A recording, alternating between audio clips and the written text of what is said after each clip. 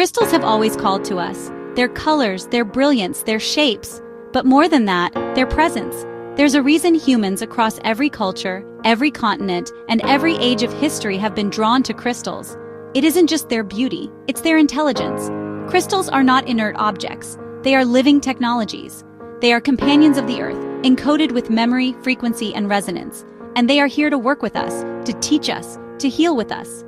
In this journey, I want to take you beyond the surface of crystal healing, beyond simply saying this stone is for love or that stone is for protection. Instead, I want to take you into the mechanics, how crystals actually heal, how they store holographic information, how they transmit energy, and how they were once used in Lemuria in ways that seem almost unimaginable today. Because Lemuria was not a civilization that merely appreciated crystals. Lemuria was crystalline. The people lived in harmony with the crystalline grid of Earth. They worked with crystal temples, crystal communication systems, crystal-powered healing, and crystalline consciousness portals. Crystals were woven into the fabric of daily life. When I speak of Lemuria, I'm speaking of memory, not myth but remembrance, both planetary memory and soul memory. Many of you listening carry those memories within your DNA. When you hold a crystal and feel a rush of energy or tears or visions, that is not imagination. That is remembrance. And now, as Earth's crystalline network reawakens, we are remembering too. The stones that call to you are not random. They are keys, allies, holographic pieces of your own soul history. So let us step into this remembrance together. Let us explore how crystals heal, how they hold and transmit information, and the extraordinary ways they were used in Lemuria. At the heart of Earth lies a crystalline core. It pulses like a living diamond, radiating harmonics through the planetary body. From that core, crystalline structures branch out, in mountains, in caves, in veins of quartz running through rock. Earth herself is crystalline. Crystals form over immense spans of time. Layer upon layer, they grow in perfect geometric lattices. This order is not accidental. It is universal law, matter crystallized into harmonic form. And in their growth, crystals record. They take in the frequencies of their environment, storing impressions like living memory chips. Every crystal is holographic.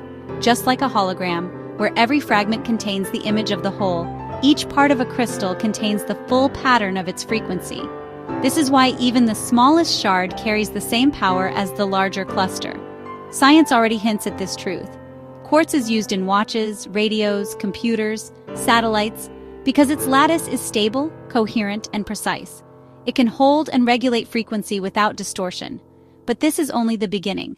Lemurians knew crystals could hold not just simple frequencies, but vast archives of consciousness, memory, and codes. Think of crystals as Earth's Akashic records. Many of the stories of our planet are not stored in the sky, but in the crystalline grid beneath our feet. Crystals heal through resonance. Each crystal vibrates at a precise tone, and when it enters your field, your body naturally begins to align with it. Just like a tuning fork bringing a chaotic instrument back into pitch, the crystal reminds you of coherence. This is why different crystals are known for different qualities. Their lattice structures create unique vibrational patterns. Amethyst radiates frequencies that stabilize the mind and calm mental chatter. Rose quartz pulses with the frequency of unconditional love, helping the heart to release grief and reopen to softness. Black tourmaline grounds the body, absorbing chaotic fields and offering safety. Clear quartz amplifies, magnifying intention and harmonizing surrounding energy.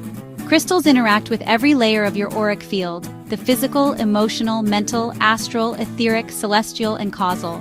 They can restore flow wherever there is stagnation. But there is another layer to crystal healing, one I was shown directly. Crystals do not only give energy, they can also draw energy out. When the body holds trauma, grief, anger, or collective heaviness, it creates dense pockets in the field. They feel like pressure in the chest, knots in the gut, tightness in the throat. These pockets resist flow. Crystals, with their coherent lattice, can act like vacuums for that density. When you place a crystal on the area of heaviness, the crystal begins to draw the energy in. You may feel tingling, warmth, or a subtle shift, like static electricity leaving your body. The density doesn't stay the same once inside the crystal. The lattice refracts it, reorganizing distortion back into harmonic frequency. The crystal transforms what was stagnant into light. This is why crystals sometimes feel heavier, cloudier, or dull after a deep healing. They've taken on the resonance of what you've released. In Lemuria, we knew how to care for our crystals afterward, cleansing them in running water, harmonizing them with sound, or returning them to Earth so the planetary grid could restore them. This is not just cleansing, it is reciprocity. Crystals are living allies, and when they receive density from us, we in turn help them recalibrate. Healing is a partnership. Energy flows both ways. So crystal healing is not simply about a stone sending energy into your field. It is a circulation. You receive resonance from the crystal and you release density into the crystal, which then transforms and returns it to the grid as light. This two-way exchange is what creates true healing. Crystals hold information holographically. Their structure allows them to be programmed with intention, much like writing code into a computer. Lemurian seed crystals with their ridged markings are an example of this. Those striations are not random. They are encoded with memories of ancient star wisdom.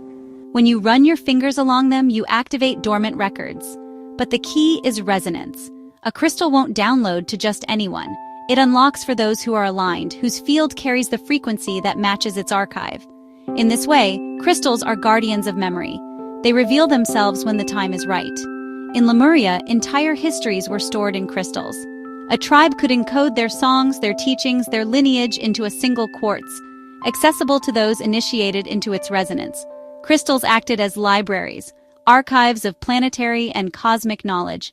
Placed into Earth's nodal points, these crystals created a crystalline internet, transmitting light, data, and consciousness across vast distances instantly. It was a planetary memory grid, accessible through resonance, not wires or satellites. Crystals are not only memory keepers, they are transmitters. They receive codes from the sun, the stars, and the galactic core, refracting them into Earth's grids. When sunlight hits a crystal, light codes are stored within it. When a starseed meditates with that crystal, those codes are released into their DNA. In Lemuria, crystal arrays amplified this process. Communities would gather in meditation, using crystal circles to magnify their unified intention. The crystals would beam that intention across oceans, linking one group with another. This is how Lemurians maintained unity across distant islands. Even today, you can feel this transmission. Place a crystal in sunlight and hold it to your heart. You are receiving stellar codes that have been anchored into matter. Crystals are like living antennas, bridging the cosmic and the earthly. Now we step into the heart of remembrance. In Lemuria, crystals were not rare objects. They were everyday companions, woven into life. Let me take you into those memories. Healing temples. Imagine vast chambers carved into mountainsides, their walls inlaid with shimmering quartz. At the center, crystalline pillars taller than trees hum with light. People lie within these chambers, bathed in frequency. The crystals, programmed with harmonic codes, restore DNA integrity, dissolving distortion until only wholeness remains. Communication systems. Crystals acted like telepathic relays. By attuning to a specific crystal matrix, a Lemurian could project thought and emotion across miles to another. Families separated by ocean could still speak heart to heart, crystal to crystal. Environmental stabilizers.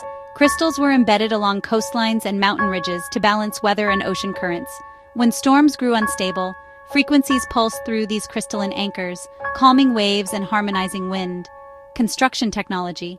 Crystals paired with sound created levitation fields. Massive stones floated as chants resonated through quartz amplifiers.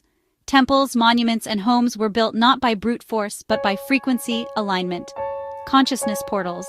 Certain crystals were gateways. By meditating with them, Lemurians accessed higher harmonics, stepping into multidimensional planes. Through these portals, they communed with star families, higher councils, and planetary guardians. Everyday life. Jewelry was functional, aligning fields, not decorating. Household crystals maintained harmony in families. Traveling Lemurians carried programmed crystals with maps, teachings, or songs. Children were given crystals at birth to attune them to their soul frequencies. Why are so many people drawn to crystals today? Because we are remembering. As the Earth shifts, the crystalline grid reawakens. Solar flares, plasma waves, and Schumann resonance spikes all amplify crystalline response.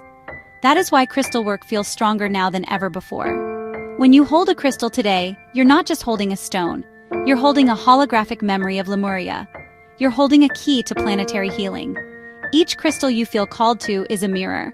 It is calling you because it resonates with your soul's frequency, with your mission, with the codes you are meant to awaken. Crystals are healers, memory keepers, transmitters, and ancient technologies. They are living partners in our evolution. They remind us that healing is resonance, that memory is holographic, that energy is not lost, but transformed. In Lemuria, crystals were central to life, and today, they are returning to that role. As you reconnect with crystals, you are not learning something new. You are remembering who you are. So the next time you hold a crystal, remember, you are holding a piece of Earth's holographic library. You are holding a companion that can heal you, teach you, and connect you with Lemuria itself. The stones are alive, and they are waiting for you to remember.